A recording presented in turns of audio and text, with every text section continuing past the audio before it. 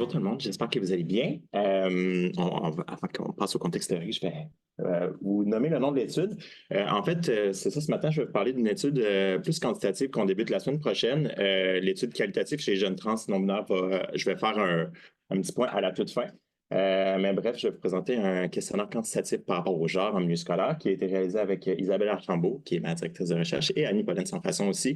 Mais je tiens aussi à mentionner qu'il y a beaucoup de personnes qui ont mis la main à la pâte pour bâtir le questionnaire, dont Claude qui a lu le questionnaire, qui m'a aussi donné son feedback, les gens du CCP qu'on a rencontrés deux fois, et aussi d'autres partenaires en milieu scolaire qui ont lu le questionnaire, qui nous ont vraiment aidé à construire les questions puis à revoir certains éléments. Fait que ça a été quand même un gros travail collaboratif. Alors, juste quelques mots sur le contexte de pourquoi on veut faire une étude sur le climat de genre en milieu scolaire. On voit que, tu sais, classiquement, ça, c'est vraiment des données là, qui sont accumulées depuis des années, qui sont vraiment très, très binaires là, dans la forme et aussi dans l'évaluation, qui exclut souvent les personnes trans et les personnes non-binaires. Mais on remarque qu'il y a quand même un grand écart au niveau de la réussite scolaire des filles et des garçons. Donc, on voit qu'au Québec, là, il y a, par exemple, en 2019-2020, 70 des garçons qui ont obtenu leur diplôme à temps, donc dans un délai de 5 ans, versus 82 des filles au Québec environ. Le Québec est la province où il y a le plus grand écart entre la réussite des filles et des garçons au Canada. En fait, c'est assez surprenant de voir ça à chaque année. Puis, on voit que classiquement, là, il y a plus de difficultés de comportement, de difficultés extériorisées de comportement chez les garçons. Donc, on voit que les garçons sont moins inhibés, vraiment dans les stéréotypes, là, les garçons sont moins inhibés, ont plus d'agitation en classe, etc. Donc, on se demande pourquoi est-ce qu'on observe ces phénomènes-là, là, très genrés au niveau des genres binaires, donc garçons et filles.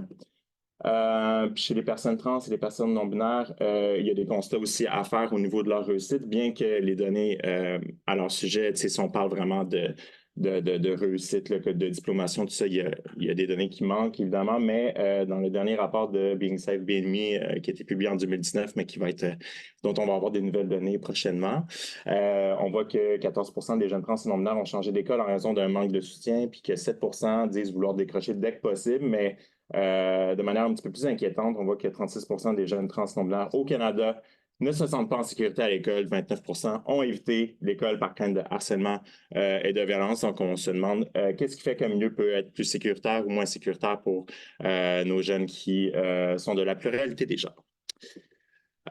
Donc, pour ça, la réponse à ça, pour voir comment nos milieux s'organisent et peuvent être plus ou moins inclusifs, on veut évaluer le climat scolaire de genre. En psychoéducation, on étudie beaucoup le climat scolaire en général. Donc, je vous ai mis une petite définition ici. Donc, le climat scolaire qui est la qualité de l'expérience vécue par l'élève et le personnel, qui cite les normes, les aspirations, les valeurs, les relations interpersonnelles et l'opinion entretenue par rapport à l'enseignement. Et les règles dans le milieu. Donc, tu sais, classiquement, les élèves vont dire s'ils sentent qu'ils ont du soutien à l'école, s'ils sentent que leur milieu est vraiment comme, c'est quoi l'ambiance, c'est quoi, mettons, la vibe là, dans le milieu, comment on se sent quand on entre, quand on pénètre dans une école et qu'on évolue en tant qu'élève là, dans ce milieu-là. Puis, beaucoup d'études en psychoéducation, puis dans d'autres, en fait, dans les disciplines liées à l'éducation, observent qu'une ambiance positive à l'école, donc un climat scolaire positif, c'est associé à une meilleure confiance en soi des élèves, meilleure confiance en soi des élèves, un meilleur bien-être psychologique, un niveau moins élevé d'absentéisme, un meilleur engagement scolaire, donc les jeunes aiment plus l'école, pensent que l'école est plus importante à leur avis lorsque le climat est meilleur. Puis aussi un niveau, c'est pas inscrit, mais un niveau moins élevé de substance même. Donc, ce sont des choses qui sont très importantes.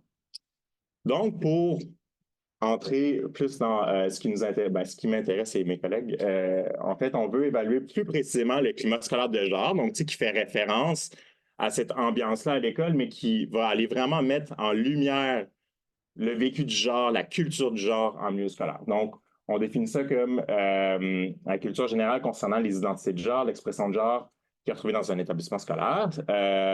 On dit que c'est le résultat des interactions et des pratiques présentes au sein des écoles qui incluent la majorité des jeunes cisgenres et la minorité des jeunes s'identifiant comme trans et non-binaires. Donc, je vais vous donner des exemples dans quelques instants de comment on va évaluer tout ça avec des exemples très concrets là, qu'on va poser aux jeunes dans le questionnaire qu'on va leur passer là, dès la semaine prochaine. Mais c'est quelque chose qui est moins bien compris. C'est quelque chose dont on peut avoir plein d'idées sur ce que c'est, mais évidemment, il faut vraiment qu'on ait des instruments qui peuvent aller bien mesurer ça, qui peuvent bien nous rapporter si un milieu, l'ambiance est plus accueillante ou moins accueillante pour les élèves. Puis juste le petit point ici, il y a vraiment des raisons de croire que le climat scolaire de genre dans les écoles, ça peut beaucoup varier parce que finalement, il peut y avoir un paquet de mesures dans une école qui peuvent être mises en place pour accueillir des jeunes de la pluralité des genres ou juste pour un peu baisser, en fait, un peu ouvrir là, une certaine créativité, une certaine diversité d'expression de genre chez les élèves. On peut penser à une direction qui veut mettre en place des programmes de sensibilisation pour la diversité sexuelle et de genre à l'école. On peut penser à des toilettes non genrées qui sont présentes. On peut penser à un paquet d'affaires, beaucoup de leviers là, qui sont mis en place ou pas vraiment mis en place dans les écoles qui font hautement varier le climat scolaire de genre entre établissements. Fait que c'est ça qu'on va faire. Donc, il faut savoir qu'est-ce qu'on mesure, bien sûr, quand on parle du climat scolaire de genre. Donc, la première étude là, qui débute la semaine prochaine, comme je le disais, c'est une échelle, c'est de valider un outil quantitatif, donc un outil qu'on va passer à l'ensemble des élèves, donc autant jeunes cisgenres que jeunes trans, jeunes non-binaires, pour évaluer le climat scolaire de genre. Donc, on veut valider cet outil-là. Donc, c'est trois choses qu'on va faire. Donc, on va valider le contenu de l'échelle. Est-ce que cet outil-là mesure bien le climat scolaire de genre? On va associer le climat scolaire, le climat scolaire de genre avec certains indicateurs de bien-être chez les élèves, ce qu'en psychoéducation, on appelle ça l'adaptation psychosociale. On aime bien ça, parler de ça, mais en gros, c'est est-ce que les élèves se sentent isolés à l'école? Est-ce qu'ils sont victimes d'intimidation? Est-ce qu'ils vivent de l'anxiété?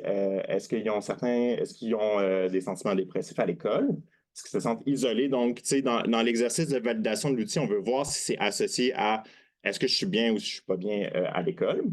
Puis on veut voir, on veut faire une validité différentielle, c'est-à-dire voir si, en fonction là, de l'expression de genre, de l'identité de genre des individus par groupe d'élèves, variés au niveau de leur expression, de leur identité, s'il y a des différences au niveau de est-ce que le climat est plus ou moins ouvert pour moi en tant que personne qui m'identifie comme X, Y, Z, ou est-ce que aussi au niveau des indicateurs de bien-être, il y a vraiment comme une différence entre groupes d'élèves. Donc, ce qu'on fait, c'est qu'on va aller dans 5 écoles secondaires au Québec. Donc, la semaine prochaine, on va dans une école secondaire à la région de Québec. Après ça, on va aller dans une école au Lac-Saint-Jean, grâce notamment à Mme Claude qui nous a plugué au Lac-Saint-Jean pour aller dans une école. Puis on va aussi aller dans 3 écoles à Montréal, éventuellement. Donc, les jeunes, dans le questionnaire, indiquent leur sexe assigné à la naissance, leur identité de genre, leur orientation sexuelle, leur expression de genre, si elle est conforme aux stéréotypes ou moins conforme. Puis les jeunes vont donner leur avis à propos des dimensions importantes du climat scolaire de genre qu'on a identifié dans la littérature scientifique à ce sujet-là. Et ils vont dévoiler aussi tout leur bien-être, leur niveau d'adaptation à l'école, s'ils se sentent isolés ou pas, s'ils sont anxieux ou pas, etc. Les grandes sections, il y a plusieurs sections, plusieurs dimensions qu'on va évaluer du climat scolaire de genre, mais voici les principales qu'on va aller évaluer. Donc, on va parler de pratiques concernant l'encadrement et l'organisation du genre dans l'école. Vous allez voir dans un instant, ça va devenir plus concret. On va parler des aspects centraux, là, des aspects très essentiels du climat au niveau de l'ambiance par rapport au genre, puis aussi toutes les conséquences ou les facteurs qui peuvent affecter la qualité de ce climat-là. Donc, les exemples concrets arrivent. Là, donc, par exemple, imaginez-vous, vous êtes un jeune, donc comment ça va se passer? Ils vont arriver en classe, ils vont répondre à ce questionnaire-là, ils vont dire par exemple, s'ils sont totalement d'accord ou totalement en désaccord avec ces systèmes-là. Donc, les pratiques à l'école, les pratiques par rapport au genre. Donc, l'école met en place un code de vie qui oblige les filles et les garçons à porter certains vêtements sans tenir compte de leur identité de genre. Donc, si l'école met vraiment des vêtements très genrés ou du moins les élèves se sentent un peu contraintes de mettre des vêtements en fonction de leur sexe assigné à la naissance, leur identité de genre. À mon école, il est exigé que les garçons aient une coiffure ou portent des accessoires qui sont, en guillemets, masculins. L'école établit des règles claires dans leur code de vie pour protéger mon identité de genre, mon expression de genre ou mon sexe. Donc, est-ce que dans l'agenda, c'est inscrit clairement qu'on veut qu'on protège les élèves de la diversité sexuelle et de genre? Les élèves de l'école, donc, exemple, utilisent un langage respectueux pour parler des filles, ou il y a aussi un item que c'est est-ce que les élèves utilisent un langage respectueux pour parler des garçons, des personnes trans, non-binaires, etc. Donc, d'autres pratiques, est-ce qu'il y a des toilettes non genrées à l'école? Et si oui, est-ce que les toilettes sont près de ceux des garçons et des filles à mon école dans une perspective un peu égalitaire au niveau de l'organisation de l'espace?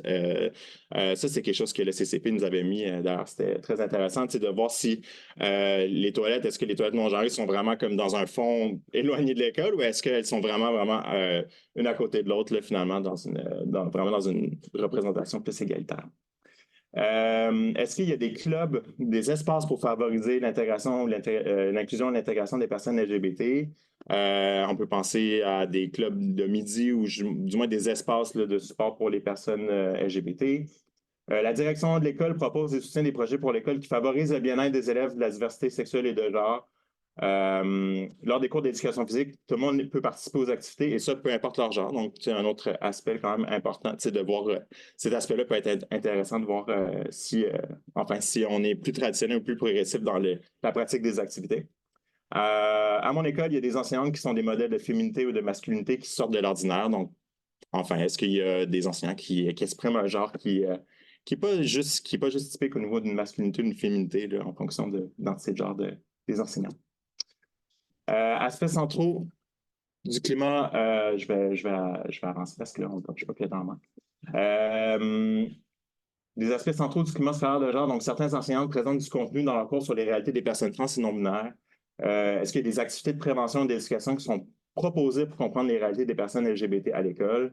À mon école, j'ai le sentiment, en tant que personne cisgenre, trans, non-binaire, etc., qu'on me traite de manière égale aux autres élèves, peu importe mon expression de genre, mon identité de genre, mon sexe. À mon école, si une fille ne s'habille pas comme une fille, en guillemets, elle est à risque de se faire intimider. Donc, d'autres aspects, encore là.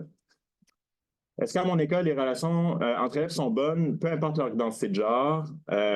Donc, est-ce que les relations sont cordiales? Il y a aussi les relations entre élèves, mais les relations avec les adultes aussi.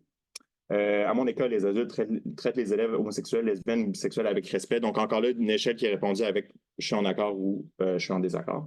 Je sens que j'occupe une place importante dans mon école, peu importe mon identité de genre ou mon sexe. Donc, ensuite, je parlais là, des facteurs qui peuvent, du climat qui peuvent avoir des conséquences sur le vécu de l'élève à l'école. Donc, des échelles de mesures d'intimidation de manière un petit peu plus précise. Donc, j'ai vécu la violence verbale de la part des autres élèves, par exemple des insultes, des commentaires désobligeants à cause de mon expression de genre, mon identité de genre ou mon sexe. On va évaluer le sentiment de sécurité dans certains espaces à l'école. Donc, est-ce que tu te sens en sécurité en classe, sur le terrain de l'école, dans les vestiaires, près des casiers, dans les cours d'éducation physique, aussi sur les réseaux sociaux avec mes amis là, en ligne. Donc, on va aller évaluer ça.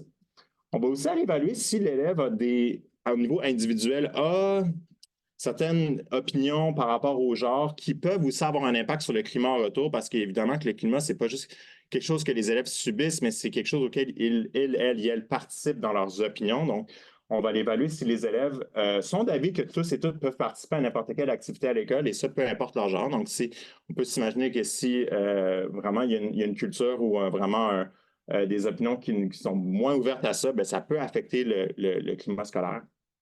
En tant qu'élève aussi, est-ce que j'ai tendance à vouloir adopter la même apparence tenue vestimentaire que les personnes qui sont très féminines, c'est un peu coupé, ou très masculines. Donc, donc moi, en tant qu'élève, je vais vouloir avoir une apparence là, qui est très conforme ou pas là, en regardant là, les autres élèves dans leur tenue vestimentaire. Je suis d'avis que les personnes trans et non-binaires devraient être traitées avec respect. Je suis d'avis que les filles de mon école devraient toujours s'habiller de manière féminine. Donc, encore là, des items là, qui mesurent un peu la perception du genre par les élèves à l'école. D'autres thèmes encore d'avis sur le genre à un niveau individuel. Donc, je pense qu'il est important de discuter généralement des personnes LGBT à l'école. Je suis d'avis que tous les élèves peuvent réussir dans n'importe quelle matière, peu importe leur genre. Donc, des fois, c'est intéressant d'aller mesurer ça parce que, en fait, là, on voit que les stéréotypes de genre au niveau de la réussite scolaire, ça peut affecter l'élève dans son sentiment de compétence, dans sa motivation à réussir en français ou en mathématiques. Donc, si l'ensemble des élèves est un préjugé favorable ou défavorable dans une matière ou une autre, bien, ça peut affecter le sentiment de compétence des élèves dans des matières. Les adultes à l'école peuvent réagir négativement si j'ai une apparence qui n'est pas typiquement féminine ou masculine. Donc, voilà. Donc, avec tout ça, ça va être la première étape. Donc, on va, c'est-à-dire, c'est une étape. Et ensuite, Parmi les écoles où est-ce qu'on va avoir évalué l'ensemble des opinions des élèves par rapport au climat scolaire, à ce climat scolaire de genre-là, on va aller faire des entrevues semi-structurées. Donc, ça, c'est mon projet de thèse en particulier. Des entrevues semi-structurées avec 15 jeunes trans et non-binaires qui évoluent dans les écoles où est-ce qu'on va passer le questionnaire. Donc, ça va être intéressant de voir, d'aller interviewer des jeunes qui vont avoir répondu, qui vont avoir, où est-ce qu'on va avoir l'opinion de l'ensemble des élèves sur l'ambiance scolaire, sur sur le climat scolaire de genre pour voir qu'est-ce que eux, plus précisément, ils pensent de tous ces aspects-là par rapport au genre et comment ils vivent cette organisation-là du genre en contexte scolaire. Donc, des entrevues semi-structurées avec 15 élèves de 3 écoles. Et dans ces 3 écoles-là, on a aussi l'intention d'aller faire des observations un petit peu plus directes au niveau de est-ce que le code de vie à l'école encadre ou en du moins protège explicitement l'intimidation par rapport au genre en milieu scolaire? Est-ce qu'il y a des activités de prévention qui sont offertes là, à l'école? Donc, vraiment pour un peu contextualiser qu'est-ce que les jeunes auront rapporté durant leur entrevue. Puis les objectifs sont similaires à ceux du questionnaire, mais plus précisément, c'est de décrire comment le climat scolaire de genre se manifeste dans les écoles, d'examiner plus précisément la perception des élèves trans et non-binaires par rapport au climat scolaire de genre, voir s'ils sont engagés, puis aussi c'est quoi leur adaptation psychosociale, donc c'est quoi comment se portent nos jeunes dans ces écoles-là. De comprendre les possibles impacts du climat scolaire de genre sur l'engagement scolaire ou l'adaptation psychosociale. Donc, tu sais, est-ce que le fait d'avoir donc tous les aspects liés au genre qu'on a parlé un petit peu plus tôt, est-ce que ça a là, vraiment est-ce que c'est associé là, à leur vraiment à leur bien-être là, à l'école, finalement?